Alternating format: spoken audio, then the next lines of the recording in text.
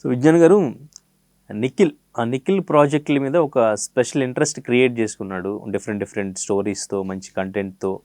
అటు pan India కూడా మంచి మార్కెట్ అనే విధంగా కార్తికేయ 2 కూడా బాలీవుడ్లో మంచి మార్కెట్ అయితే ఏర్పడింది.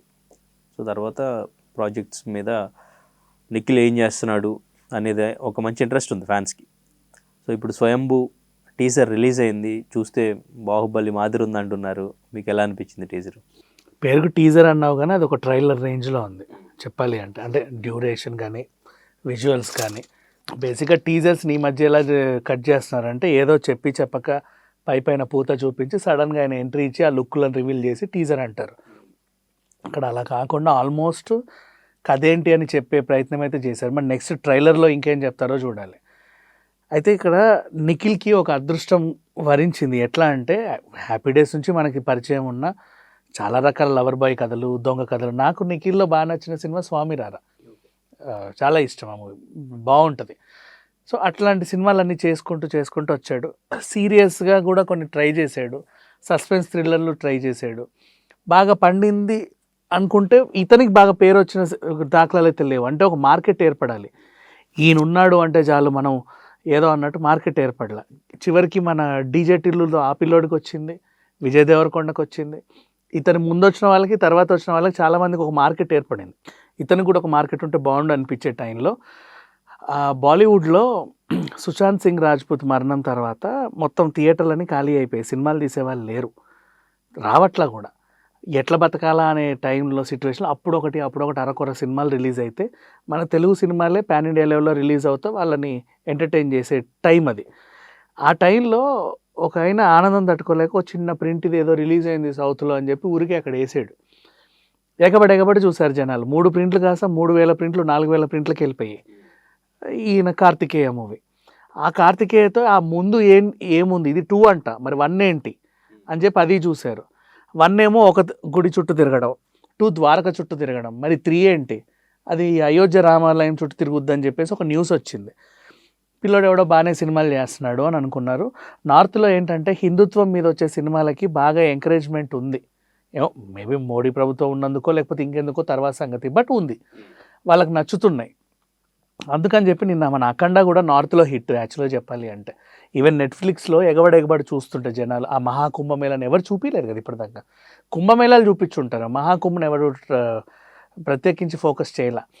సో అట్లా అందరూ చూస్తూ ఉంటే నెట్ఫ్లిక్సే జై బాలయ్య అని పోస్టర్ రిలీజ్ చేసింది వాళ్ళ అఫీషియల్ అకౌంట్లో. అంటే అంత సర్ప్రైజ్ చేసింది.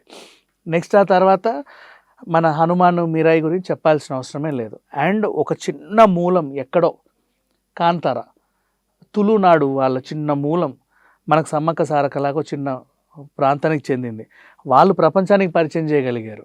ప్రపంచం కూడా నచ్చింది ఇది చూసిన తర్వాత. అరే భలే ఉందే, ఇట్లా కూడా ఉంటారా అని చెప్పేసి. ఇట్లా హిందుత్వం పైన కానీ హిందూ దేవుళ్ళ మీద కానీ ఎక్కువగా సినిమాలు వస్తుంటే ఈ మధ్య జనాలు బాగా ఆదరిస్తున్నారు. పైగా ప్యారల్గా ఇంకోటి కూడా చెప్పనా, గుళ్ళలకు కూడా జనాలు వెళ్ళడం ఎక్కువైపోయింది ఈ మధ్య కాలంలో. ఇప్పుడు మొన్న న్యూ ఇయర్కి ఏ గుడిలో కూడా ఇసుకేసరాలంత జనాలు, ప్రతీది ఫిల్అప్ అయిపోయింది. ఇప్పటికీ అలాగే వెళ్తున్నారు.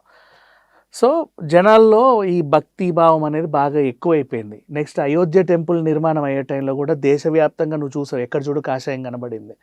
ఇట్లాంటి టైంలో హిందూ మతాలపైన సినిమాలు తీస్తే దేవుళ్ళని చూపించిన, కొంచెం చరిత్రని కళ్ళకద్దినట్టు చెప్పగలిగిన నచ్చుతున్నాయి. పైగా బాహుబలి లాగా చూపించావనుకో, ఆల్రెడీ బాహుబలి రీచ్ అయింది కాబట్టి ఆ బాహుబలి లాగా చూపిస్తూ డివోషనల్ టచ్ ఇచ్చావనుకో ఇంకా బాగుంటుందేమో అని వీళ్ళు ఫీల్ అయ్యారు. బట్ నిజంగానే ఈ టీజర్ అలాగే ఉంది. ఇప్పుడు హైందవ ధర్మం మీద వచ్చే సినిమాలు వేరు, ఇలా ఎపిక్ లాగా చూపించేవి వేరు. బాహుబలి లాగా ఇటు చూపించి దానికి డివోషనల్ టచ్ ఇచ్చారు.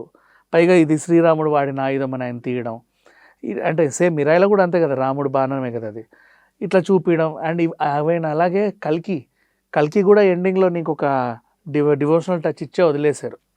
ఈ రకంగా చూసుకుంటే స్వయంభూ అనే సినిమా నిఖిల్ తెలియకుండానే పాన్ ఇండియా స్టార్ అయ్యాడు. ఆయనకి ఇంకా తెలియదు ఆయన అయినట్టు. బట్ ఈ మూవీ కొంచెం గ్యాప్ తీసుకుని ఎక్కువ ఫోకస్ పెట్టి చాలా ఇంపార్టెంట్ మూవీ అనుకుంటా నిఖిల్కి. ఇది గ్యాప్ తీసుకొని అంటే ఈ సినిమా అంతే గ్యాప్ తీసుకొనే తీయాలి. ప్రతి సీన్ని ఆ రేంజ్లో తీయాలంటే ఇప్పుడు రాజమౌళికి పడ్డ టైమే వీళ్ళకి పడుద్ది. చూసావుగా విజువల్స్ చాలా బాగున్నాయి. డిఐ వర్క్ అదంతా కూడా క్లారిటీగా చాలా నీట్గా చాలా బాగుంది చెప్పాలి అంటే. ఇప్పుడు వీళ్ళకి ఏంటి, నాకు హనుమాన్ లొకేషన్స్ కొన్ని కనపడ్డాయి, వాటర్ దొరికింది, కొండల బ్యాక్గ్రౌండ్, మంచి లొకేషన్స్నే ఎంచుకున్నారు. ఎక్కడికో అడవుల్లోకి వెళ్ళి బాగా తీశారు. హీరోయిన్ సంయుక్త కూడా స్టార్టింగ్లో కొంచెం ఏదో అలా అలా అలా కనపరిచినా కూడా విరూపాక్షలో విజృంభించింది. ఓ ఈ పిల్ల కూడా యాక్టింగ్ చేయగలదు, మంచి రోల్ పడితే, ఊరికే డీసెంట్ రోల్గా నువ్వు యూజ్ చేసుకుంటే ఆవిడేంటో, మంచి రోల్ పడితే తను కూడా ప్రూవ్ చేయగలదు అని అనిపించింది మనకి. ఇప్పుడు తనలో ఉన్న యాక్షన్ ఎలిమెంట్స్ని దీంట్లో వాడుకున్నారు. మరి ఈవిడ ఒకవేళ సేమ్ మన అనుష్కలాగా మెప్పిస్తుందో లేదా చూడాలి. మిగతా నటినటులు అందరూ పరిచయం ఉన్న వాళ్ళే కాబట్టి ఇబ్బంది లేకుండా పోయింది. అండ్ సెంథిల్ కెమెరా పనితనం, నిర్మాత పెట్టినటువంటి ప్రతి పైసా కనబడింది, బాగుంది. నాకైతే పెద్దగా ఇబ్బంది ఏం పెట్టలేదు. అండ్ నిఖిల్ తెలియకుండా పాన్ ఇండియా స్టార్ అయ్యాడు కదా, ఇప్పుడు అందరికీ తెలిసి అవుతాడు. అండ్ ఇంకొకటి దీంట్లో లాస్ట్లో చూసాం, ఇది స్పానిష్, అరబిక్, చైనీసు, ఇంకేవేవో గ్రహాలలో కూడా రిలీజ్ అవుతుంది ఏమో తెలియదు, కానీ అట్లా అన్నిట్లోనూ రిలీజ్ చేస్తున్నారు వీళ్ళు. ఈ రకంగా చూసుకుంటే కొడుతుంది, ఇది బాగానే కొడుతుంది. ప్రమోషన్ కూడా కొంచెం కొత్తగానే ఆలోచించినట్టున్నారు. టీజర్కి సంబంధించి మీరు రివ్యూ చేసి వీడియో కింద పోస్ట్ చేస్తే మీకు 1000 రూపీస్ అమెజాన్ వౌచర్ ఇస్తామని చెప్పేసి కొత్తగా ఆలోచించారు. సో అది ఏమన్నా బాగా వర్కౌట్ అయ్యి ప్రమోషన్స్ నెక్స్ట్ లెవెల్కి వెళ్తాయి. 1000 రూపీస్ అమెజాన్ వాచర్ అంటే అమెజాన్ ప్రైమ్ నీకు ఫ్రీగా వచ్చినట్టే, కొంచెం అటు ఇటుగా అంతే కదా. సింగిల్ మొబైల్ వెర్షన్ ఏదో ఒక రకంగా నీకు ఫ్రీగా వచ్చినట్టే. అండ్ ఇంకొకటి, ఇది అమెజాన్ ప్రైమ్లోనే వస్తుందని ఇంకో హింట్. ఓకే, ఖచ్చితంగా వీళ్ళతో టైఅప్ అయ్యారు కదా. ఇదొక టైప్ ఆఫ్ మార్కెటింగ్. నీకు ఎట్లా చెప్పనా, ఇన్ఫిలిం బ్రాండింగ్ అంటారు దీన్ని. సినిమాతో పాటు ఒక బ్రాండ్ని నువ్వు ప్రమోట్ చేసుకుంటూ వెళ్ళావనుకో, వాళ్ళు కూడా కొంచెం డబ్బులు ఇస్తారు. అది నీకు షూటింగ్ టైంలోనో, రిలీజ్ టైంలోనో, లేకపోతే కనీసం ప్రీ రిలీజ్ ఫంక్షన్ చేసుకోవడానికి ఉపయోగపడతాయి. అట్లా కూడా తెలివిగా ఆలోచించారు. ఆర్ ఓటీటీ డీల్లోనైనా కొంచెం తగ్గించే అవకాశం కూడా ఉంటుంది. అట్లా మంచిగా ఉంది నిజంగానే. ఇది ఒక ఆలోచించాల్సిన విషయం. ప్రమోషన్ వైజ్గా కూడా వీళ్ళు బాగా ముందుకెళ్ళారు. కంటిన్యూ చేస్తారంటారా, నెక్స్ట్ నుంచి ఫాలో అవుతారంటారా? అట్లనే రివ్యూ పెట్టిన ప్రతి ఒక్కరికి ఇచ్చుకుంటూ వెళ్తారా లేదా అనేది చూడాలి. మళ్ళీ ఇది కూడా నెగిటివ్, వాళ్ళు సెలెక్ట్ చేస్తారు కదా అందులో. మేము బాగా చెప్పాం రివ్యూ, అయినా సరే నాకు ఇవ్వలేదు, వాడు ఊరికే బాగుంది, తర్వాత సినిమా రిలీజ్ అయ్యాక మళ్ళీ నెగిటివ్ చేసే ఛాన్సెస్ ఉంటాయా? మరి అదే కదా, అది పెట్టుకోడా. నాకు 1000 రూపాయలు ఇవ్వలేదు, నేను ఇంత పేరా రాస్తే నాకు 1000 ఇవ్వలేదు, వాడు 2 లైన్లు బాగుందిలే అని రాస్తే వాడికి ఇచ్చావు.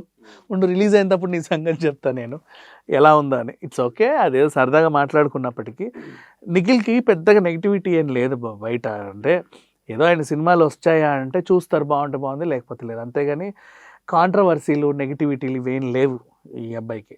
సో ఆ ప్రకారంగా పర్లేదు, నెట్టుకొచ్చేస్తుంది. ఓకే, సో అయితే టీజర్ అయితే మంచి ఇంపాక్ట్ క్రియేట్ చేసింది. అవును. Okay, right, thank you.